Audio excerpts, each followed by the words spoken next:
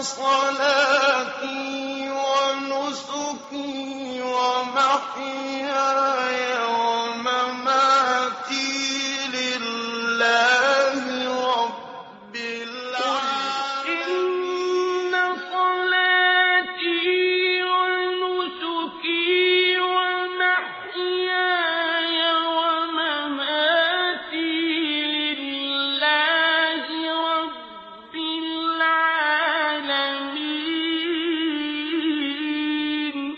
السلام عليكم ورحمة الله. Alhamdulillah, wassalatu wassalamu ala Rasulillah. Allah subhanahu wa ta'ala, the Most High, created us to worship Him. وَمَا خَلَقْتُ الْجِنَّ وَالْإِنسَ إِلَّا لِيَعْبُدُونَ. This is the only purpose.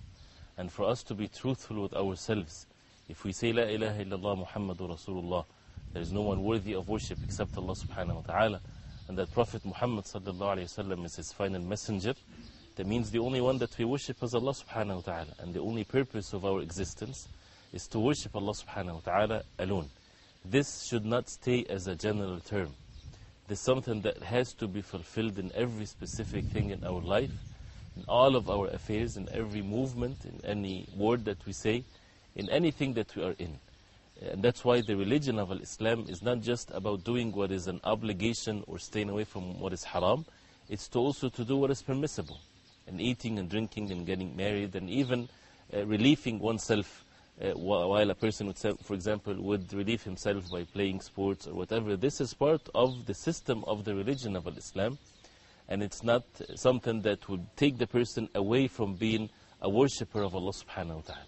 So understanding that every part of our body, you would find something in the Qur'an and the Sunnah of the Prophet ﷺ that talks about it, that we need to know it, and we need to make sure that we are aware of this. Allah subhanahu wa ta'ala says in the Qur'an, وَيَوْمَ يُحْشَرُ أَعْدَاءُ اللَّهِ إِلَى النَّارِ فَهُمْ يُوزَعُونَ حَتَّى إِذَا مَا جَاءُوهَا شَهِدَ عَلَيْهِمْ سَمْعُهُمْ وَأَبْصَارُهُمْ وَجُلُودُهُمْ بِمَا كَانُوا يَعْمَلُونَ وَقَالُوا لِجُلُودِهِمْ لِمَ شَهِدتُّمْ عَلَيْنَا قَالُوا أَنْطَقَنَا اللَّهُ الَّذِي أَنْطَقَ كُلَّ شَيْءٍ وَهُوَ خَلَقَكُمْ أَوَّلَ مَرَّةٍ وَإِلَيْهِ تُرْجَعُونَ Al-Ayat, which means that Allah subhanahu wa ta'ala, when He would gather the enemies of the deen of Islam, the enemies of Allah subhanahu wa ta'ala, the disbelievers, and they will be asked in the Day of Judgment, as the verses would say, that their organs will witness against them in the Day of Judgment. Their hands and their legs and even their skins will witness against them in the Day of Judgment. And as a result of that, we need to make sure that our parts of our bodies, since it's going to witness either for us or against us in the Day of Judgment, that we use them according to what Allah subhanahu wa ta'ala wants from us. And one of which is our hands. This is a great bounty of Allah subhanahu wa ta'ala, that He bestowed on us, and we will be asked about what we do with our hands.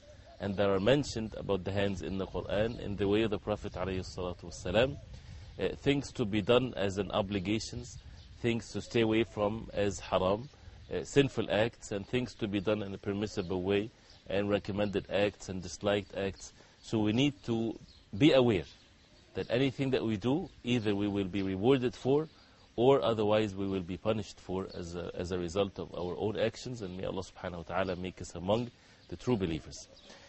Some of the things, and maybe we'll not be able to mention everything when it comes to what we do with our hands, but some of the things that are obligations when it comes to matters of using our hands is we use our hands in salah, for example. We say Allahu Akbar and we raise our hands by our shoulders or by our ears like this. So this is a movement that Allah subhanahu wa ta'ala taught the Prophet ﷺ through Jibreel alayhi salam to move his hand during the salah, putting the right on the left on the chest during the salah, putting the hands on the knees while in ruku', putting the hands in sujood. And the Prophet ﷺ, when he said that the sujood is on 7 bones, one of which is the 2 hands. If a person has the means and doesn't put the hands on the ground, the salah is not valid. Putting the hands on our part of our knees and thighs when we sit in the tashahhud, and so on. So we use our hands during the salah for the sake of Allah subhanahu wa ta'ala. Also, the Prophet alayhi salatu wasalam used to use his right hand in matters of purifying, in matters that are honored and things that are good and respected. And he would use his left hand in cleaning impurities and things that are not honored and respected. tayammun, to use the right hand in all of our affairs except the things that removes impurities. This is the way of the Prophet ﷺ. Shaking the hands with the right hand, as we know, eating with the right hand. The Prophet ﷺ even ordered a man, when he saw him eating with the left hand, he told him to eat with his right hand. And when the man refused and he said that he cannot do that, the Prophet ﷺ told him, لَسْتَطَعْتُ, which means he made dua against him, that since arrogance stopped him from fulfilling the way of the Prophet ﷺ, as a result of that, the man was not able to lift his right hand whatsoever to his mouth anymore, as a way of disobeying the way of the Prophet ﷺ. So making sure that we eat with our right hand and to drink with our right hand. Even if a person is a lefty and he's left-handed, he's still, when it comes to eating and drinking, the person should eat and drink with his right hand. This is something that children are to be taught and trained to do that early on. Not something that once a person reaches the age of puberty, then he would make sure that he would eat and drink with the right hand. No, it comes even before that. So this is the way of the Prophet ﷺ. Also, when it comes to sleeping on the right side, at night time when a person would sleep, in which the Prophet ﷺ said in the authentic hadith, that إِذَا أَتَيْتَ مُضْجَعَكَ, which means if you come to your bed, فَالضَّجِعَ عَلَى شِقِّكَ الْأَيْمَنِ, then sleep on your right side. This is the way of the Prophet ﷺ. A person is rewarded if he would do that according to the way of the Prophet ﷺ. Whether the person knows the wisdom behind it and the health benefit of doing certain things like that, it doesn't matter. What matters really is following the way of the Prophet ﷺ in all of our affairs. Even, and we'll talk about that inshallah ta'ala, we'll talk about the legs, putting the shoes on. We put the right first, and then we take the left first out, as the Prophet ﷺ said in the authentic hadith. Many things that we will see in the hadith of the Prophet ﷺ that talks about using the right hand. And Aisha radiallahu anha, she said that the Prophet ﷺ used to like using the right hand in all of his affairs, in matters of purification. In wudu, for example, when you're making wudu, you use the right hand first and then the left hand. In his combing his hair, alayhi salatu wassalam, and in all of his affairs, and he would use the left hand in cleaning oneself. After urinating, after going to the bathroom, cleaning oneself is with the left hand. This is the way of the Prophet ﷺ.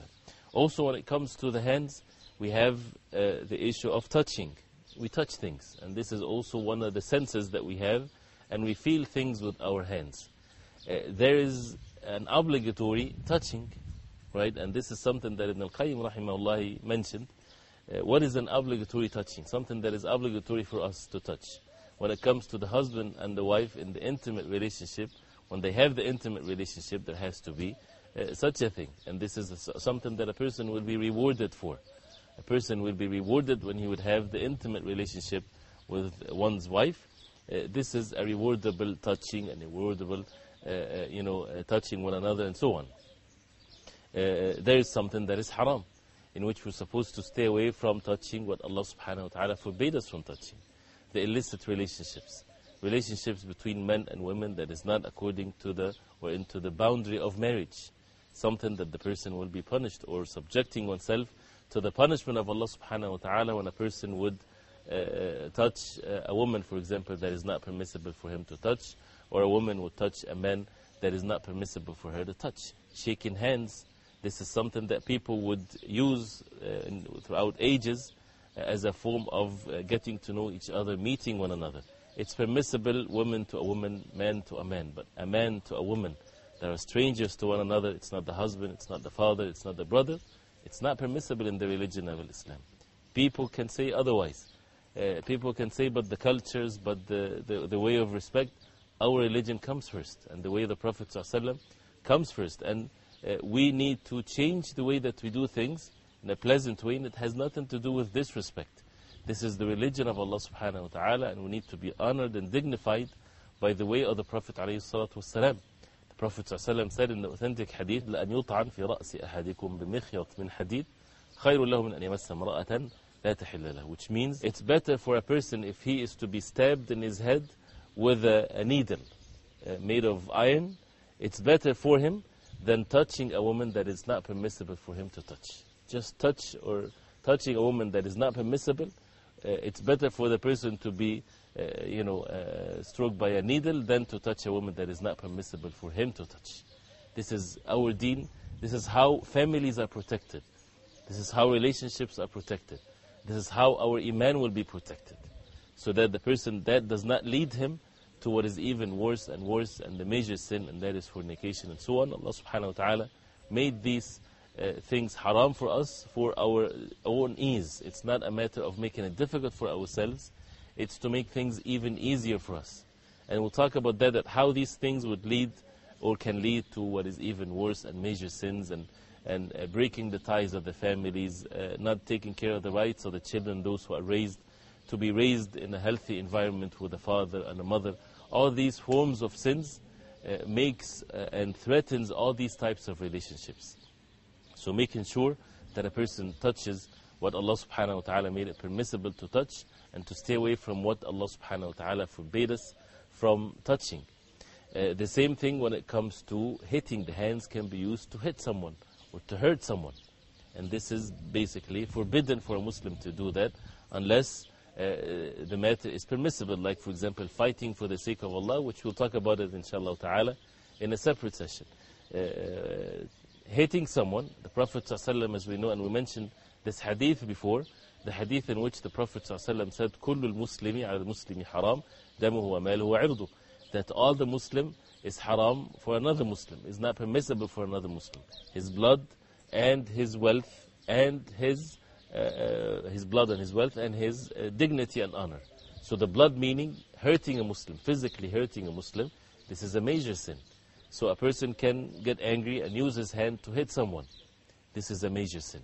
And the Prophet ﷺ said, قِتَالُ الْمُسْلِمِ كُفْرُ وَسِبَابُهُ فُسُوقٌ, which means fighting a Muslim, not even killing. Fighting a Muslim is an act of kufr, an act of disbelief. It doesn't take the person outside the fold of Islam by itself, unless a person would say it's permissible to fight and to kill Muslims. This is something else. But for a person to fight others, this is not permissible unless there is a reason for that, which is a valid reason, of course, according to the Quran and the Sunnah of the Prophet ﷺ. So again, it's all ways to protect the honor and the dignity of other Muslims, to protect them from being harmed, so that we use our hands according to what Allah subhanahu wa ta'ala wants us to use it. It's created for certain jobs to be done. If we abuse this and we would use it in a way that following our desires, then this is definitely the wrong path to take. A person will be responsible. It will witness against the person or for him in the Day of Judgment. And the point is that we need to be aware how to use our hands and how to use the different parts of our bodies for the sake of Allah subhanahu wa ta'ala alone. We'll continue, inshallah ta'ala, with matters of ubudiyya or acts of worship, or things to be done with our hands or things to be avoided with our hands next time, inshallah ta'ala, we meet. Wa sallallahu wa sallam wa barak ala Muhammadin wa ala alihi wa sahbihi wa sallam. Assalamu alaikum wa rahmatullahi wa barakatuh. قل إن صلاتي